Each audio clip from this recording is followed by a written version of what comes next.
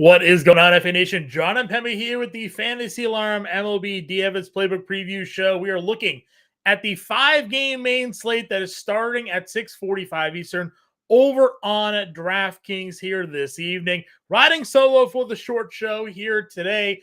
We had a pretty big night here last night. For those of you who tuned in to the MLB DFS Playbook live stream, we put out a lineup that went for 183.8 fantasy points last evening. Now, this slate already has a game postponed. Looking at the Detroit Tigers, New York Mets game already canceled here, which leaves just 4 games remaining on this slate. And a few of those games also have some weather concerns. Pittsburgh, Washington, Pittsburgh, Washington dealing with some potential weather here, along with Colorado and Chicago also dealing with some rain. So this 4-game slate now may be even reduced to a 2-game slate, looking like Toronto, Houston's obviously going to be in the clear in the Dome, and then San Francisco and LA going to be in the clear here this evening as well. Breaking down the slate, again, just kind of pulling it up here. When it comes to sort of matchups on these smaller slates, you kind of got to ride the chalk and see where is everybody going to be going and make the decision. How much of that chalk are you putting into your lineups here today? How much of it are you going to try to differentiate yourself? The weather games obviously provide a little bit of an opportunity to be different on these slates because some people are not as keen to taking on the risk of a postponement in their lineup and therefore eating a zero. So it makes plenty of obvious sense here that you see Tyler Glasnow in a safe game as your top price starting pitcher, also getting 2/3 of the expected rostership here this evening.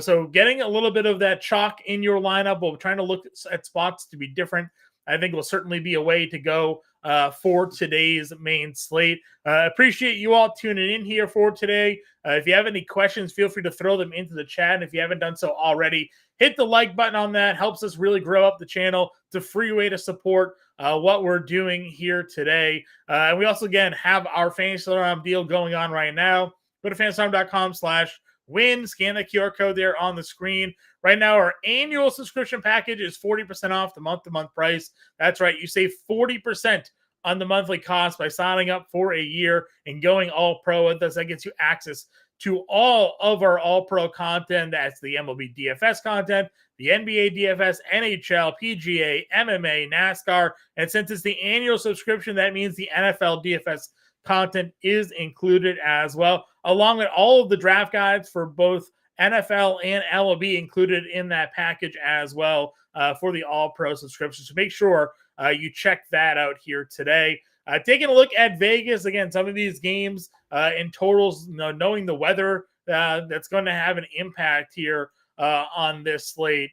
When it comes to certain matchups that we're looking at, Pittsburgh and Washington. Washington is a home underdog in this one. Pittsburgh, a -148 favorite on the money line there. 8.5 run total. Colorado, Chicago. Chicago is a 200 money line favorite here. That's a 7 run total in that game. Toronto, Houston. Houston is a -144 home favorite with a 9 run total there. And then Dodgers versus the Giants. The Dodgers are a -240 favorite on this one with an 8.5 run total on this slate. Taking a look at the starting pitching position, as I mentioned, Tyler Glasnow getting 2/3 of the rostership here on this main slate. Impressive in his 2 starts here so far. Pitch count hasn't really been where we're looking to see it. 77 and 81 pitches for him here, but he's been so dominant. He's gotten through 5 and 6 innings in those 2 outings. We know Dave Roberts certainly is a manager that will limit the pitch count for a lot of his starters, and Glasnow has the injury history that I'm sure they're going to continue to take it slow, but it is good to see to get him in 80 pitches. Hopefully we get in that 85 to 90 range here tonight. Again, big favorite. One of the reasons why he's getting all that rostership is also the fact that this game is safe from weather. So going to be plugging in Glasnow in your lineup tonight if you think he can hold down the San Francisco Giants. Next pitcher here, Christian Javier. This is a guy that I've had a lot of interest in.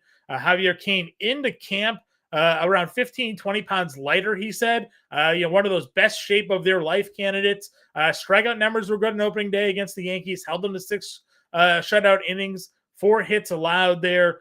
And he's someone that, again, is not getting as much love on this slate. When we're looking at starting pitching, it's Tyler Glasnow, Mitch Keller, your top two rostered starting pitchers here tonight. And then Cal Quantrill is actually getting some love as the value pitcher again on this slate where the Cubs are using an opener and a long reliever. Quantrill at $5,300, Trevor Williams at $56. Very cheap options to help you spend up, but Cal Quantrill, is that really where we're going to be spending our money here tonight? I'm going to let the field and the 25% sit there with some Cal Quantrill, and I'll be looking to do double spending here today. I do like Mitch Keller. I like Christian Javier. I like Tyler Glasnow. Those would probably be the three starting pitchers in my player pool. Chris Bassett's a little bit interesting. We saw last season with Bassett, he had a lot of trouble against left-handed hitters. We know Houston has Jordan Alvarez and Kyle Tucker from the left side of the plate, but the rest of that lineup is generally hitting from the right side. So, if Bassett can kind of work himself around Alvarez and Tucker, then maybe there's some sneaky potential for him here, but obviously did not have a great opening start against the Tampa Bay Rays.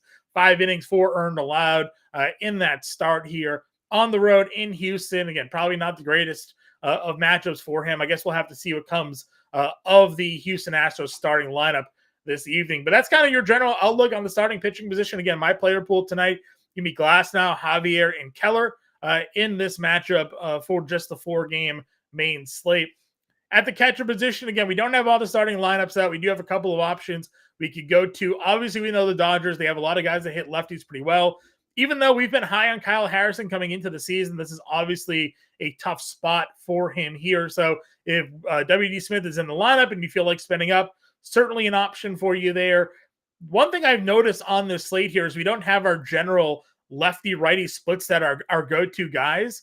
And there's only a few select options to target when it comes to the pitching matchups that we want to go against. Again, this is a 4-game slate, and we have to use 2 of the starting pitchers here. So for me, I decided just to kind of punt and go with Jacob Stallings here. He's got the righty-lefty matchup.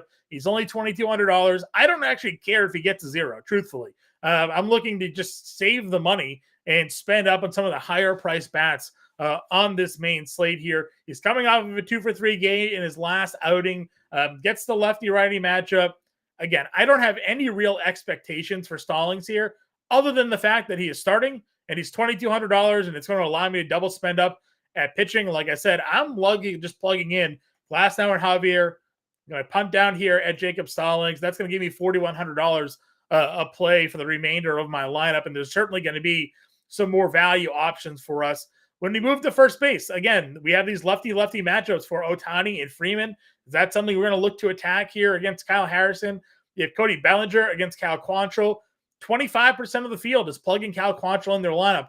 We just saw the Chicago Cubs hang a big number yesterday on Kyle Freeland. I think Bellinger's in a really great spot here at $5,700. It's all about whether or not we can fit him in our lineup by the time we're done kind of constructing and where we're looking to go here. Chris Bryant gets a lefty matchup. He hasn't gotten on base yet this season. Not really looking to roster him, even at $4,000 hitting cleanup here. Again, you also have to factor in the weather. Not great hitting conditions there in Chicago tonight. This is a game that could be delayed. And there's obviously the postponement risk kind of giving the rain that's in that forecast. Again, without obvious lineups released yet, you have Lamonte Wade. He'll likely be in the lineup against Tyler Glasnow, but I'm pitching Tyler Glasnow in this situation. So I kind of go back down here to Michael Toglia. Again, going up against a lefty. He's a switch hitter coming off of a home run last night. I'm probably going to plug him in as my punt first baseman, give myself a couple of Rockies. It is not the best lineup, but when you're dealing on a 4-game slate and you're looking to spend down for some value, there's an option. Why are we looking to spend down? Well, you have Mookie Betts. Certainly looking to try to get some Mookie Betts in my lineup, whether he slots in at second base or shortstop. Doing some preview of this before I kind of logged in here. I like Nick Madrigal again, $2,900.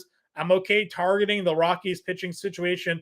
He's got some stolen base upside. He's obviously coming off of a good game here at $2,900. So there's definitely ways that we can go. Grande in here, play only players in the snow. That's what I'm talking about, Grande, right? There's some tough weather going on in the north and in the northeast here. That's going to be causing some trouble with lineup builds. So you kind of have to pick and choose your battles on where you want to go. I find myself just spending down again and going Madrigal in my lineup. At the third base position here, Bregman's up at the top. Don't really like righties versus Bassett. Muncy gets the lefty. Morel has been on fire lately. Hayes has looked really good, but I'm pitching Christian Javier in my lineup. We could go up against Williams here with Brian Hayes at $4,400. McMahon gets the lefty spot, not really a spot that I'm looking for there. I don't mind Lipscomb here, coming off of a good night the other day, back-to-back games with 2 hits, $2,700. Mitch Keller, had some good starts last season. Could be exploitable this year. Again, he's the second highest rostered pitcher on the slate as well. So if you want to be a little different, maybe you go with Lipscomb here against Mitch Keller. But I think for me, I'm just going to go back to Morel and take the power upside that he has. Again, I know it's cold. I know it's not great weather in that game. And obviously, if they get delayed or postponed, you're going to have to try to make some decisions there sooner rather than later on this slate. At the shortstop position, I like Chris Taylor. Going to be some value, get some matchup against a lefty. I don't want to go too much against Kyle Harrison, but Taylor does have some nice power against left-handed pitching there. And then we hit our outfield spots. I mentioned Bassett against lefties, so I'm just going to double stack Jordan and Tucker here, get 2 lefties in the lineup today against Chris Bassett. And that leaves $4,200 for the remaining spot of this lineup. And you can kind of pick and choose where you want to go. Jack Sawinski is a bit chalky here. We know the power upside is there for him. We also know there's a lot of swing and miss with him. He's $3,700. As we get out some more like official lineups, Eddie Rosario here, lefty against Mitch Keller at $3,300. Certainly could be a value play that you put into some lineups. So it all really depends on where you want him to go. Let's see. If we plug Mookie in here instead, not enough money, $600 left over. So we kind of have to go Madrigal back at second.